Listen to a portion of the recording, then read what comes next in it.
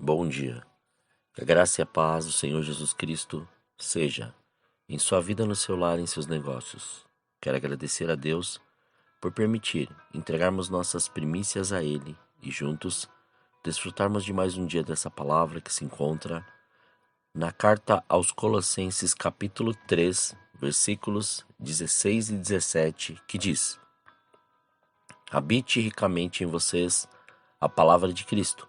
Ensinem e aconselhem-se uns aos outros com toda a sabedoria e cantem salmos, hinos e cânticos espirituais com gratidão a Deus em seus corações. Tudo o que fizerem, seja em palavra ou em ação, façam-no em nome do Senhor Jesus, dando por meio dele graças a Deus Pai. Todas as manhãs, quando desperto, tenho um tempo de reflexão, oração, meditação, refrigério, intercessão e relacionamento, porque é necessário para todo aquele que compreende a vida de Cristo e aquilo que está vivendo. Pois a agitação do dia, os decretos, as notícias e tudo aquilo que passamos podem nos afastar dessa presença e dessa verdade. Temos que estar atentos e alertas. O momento de reflexão tem sido chamado de muitas maneiras na história da igreja. É conhecido por outros nomes como oração matutina, devocional, encontro com Deus, pão diário, hora silenciosa, tempo de devoção pessoal e muitos outros. Realmente não importa o nome que é chamado, desde que você tenha estes momentos regularmente. O momento de reflexão é aquele período diário de comunhão pessoal com Deus, por intermédio da palavra e da oração. São momentos que separamos para conversarmos e nos encontrarmos com o Senhor. O objetivo é que cresçamos em nossa relação pessoal com Ele, de forma que o conheçamos, o amemos e nos tornemos mais semelhantes a Ele. Não podemos ser cristãos saudáveis e maduros sem ter comunhão diária com o Senhor. O momento de reflexão é uma necessidade vital para o Filho de Deus, essencial para o crescimento e amadurecimento cristão. Você já passou um dia sem comer? Se continuasse sem se alimentar, ficaria fraco e doente. O mesmo ocorre em sua vida espiritual, pois a palavra de Deus é o alimento necessário para a sua alma. Se ficar muito tempo sem ler e meditar, ficará espiritualmente fraco e doente. Por isso, o cuidado de não sobreviver apenas com uma ou duas refeições por semana, ou seja, os cultos. O mesmo acontece se ficar sem tomar banho por algum tempo. O quão pegajoso fica a pele e como o mau cheiro se torna mais ativo. Ler a Bíblia nos limpa e purifica, eliminando possíveis odores espirituais. Quando convencidos de que o tempo para a comunhão é necessário em nossa vida diária, o que fazer para desfrutar destes momentos? Considere 4 fatores essenciais para um bom momento de reflexão. Comece com a postura correta. Aos olhos de Deus, por que você faz alguma coisa é muito mais importante do que o que você faz. Que sua motivação seja verdadeira, sincera, honesta e pura. Define um horário específico. O melhor momento é quando você está na sua melhor forma, quando você está mais renovado e mais desperto. Ofereça a Deus a melhor parte do seu dia e não simplesmente as sobras, o resto. Escolha um lugar especial. Este lugar deve ser isolado, onde possa estar sozinho, que haja silêncio, onde você não seja incomodado. Separe um canto na sua casa ou até mesmo no local onde você se sente melhor. Aquele local vai ser exatamente ali, ou o seu quarto de oração, o seu lugar predileto, vai ser o lugar onde você tem esta comunhão e esta intimidade com o Senhor. Siga um plano simples. Tenha sempre em mãos a palavra, a Bíblia, um caderno de anotações. E se for até mesmo um celular, que tenha um bloco de notas, que tenha a Bíblia, mas que você não perca essa oportunidade. Conhecimento requer ação. Logo, quando reflito e medito na palavra do Senhor, terei como meta final, ou como um objetivo, a sua aplicação. Ou seja, devo extrair lições práticas e pessoais.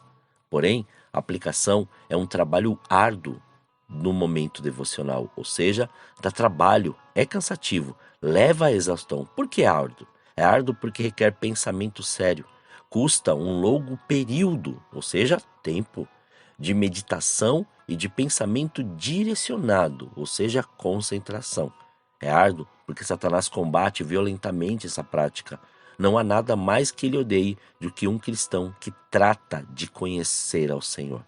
Aqui estão apresentados 4 problemas comuns para impedir que você e eu tenhamos este momento particular com Deus. São eles: o problema da disciplina. Então, deite-se mais cedo para acordar mais cedo. Levante-se imediatamente.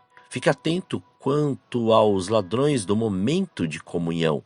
TV, celular, internet, rede social. Deite-se pensando nas Escrituras. Ou seja, medite. Ou faça aquilo que o Senhor ele tem direcionado no seu espírito, no seu coração. O outro problema é o problema de sentir vontade.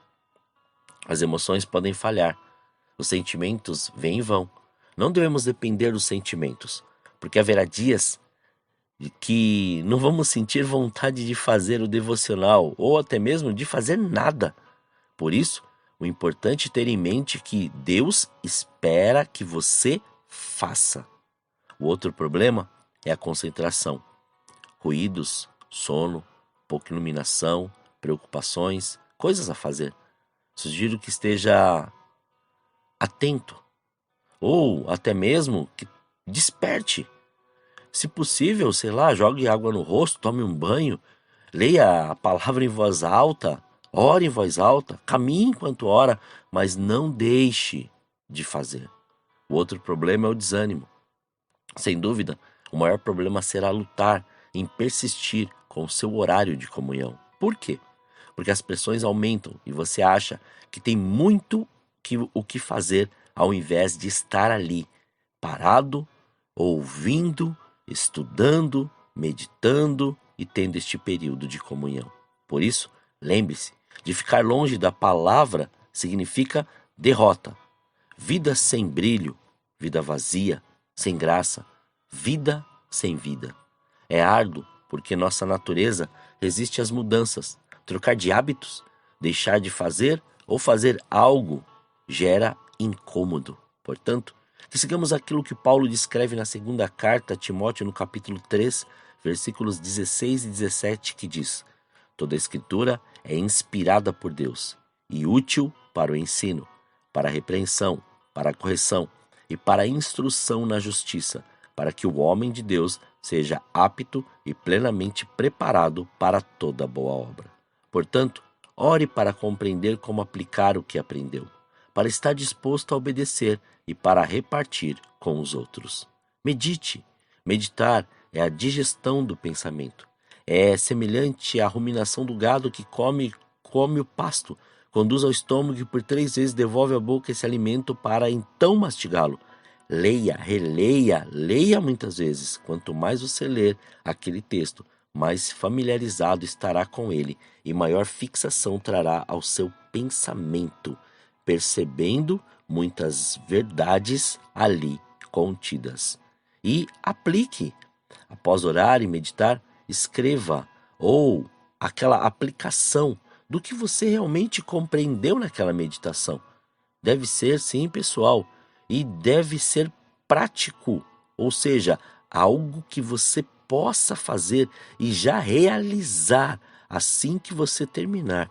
Faça um projeto pessoal que o incentive a ser praticante da palavra. Lembre-se de aprender a fazer fazendo, porque a Bíblia diz lá na carta de Tiago, no capítulo 1, versículo 22, sejam praticantes da palavra e não apenas ouvintes, enganando vocês mesmos. Memorize aquele versículo, ou aquela frase, ou aquele capítulo que o Senhor, Ele te revelou. Às vezes, Deus vai tratar numa área de sua vida durante semanas ou até meses, porque mudar nosso perfil, características e atitudes leva tempo. E o versículo memorizado ou este capítulo memorizado será de ajuda nesse processo. Assim, que possamos pedir ao Senhor para ensinar-nos a aplicar essas revelações bíblicas em nossa vida, para não nos tornarmos espiritualmente endurecidos e enfraquecidos. Que Ele faça-nos sensíveis ao Espírito Santo para crescermos e atingirmos essa maturidade cristã. Muitas vezes, nosso momento devocional nos confrontará.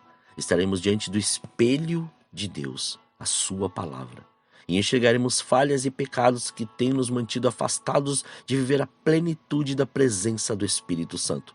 Não hesite em confessá-los. Faça como Davi.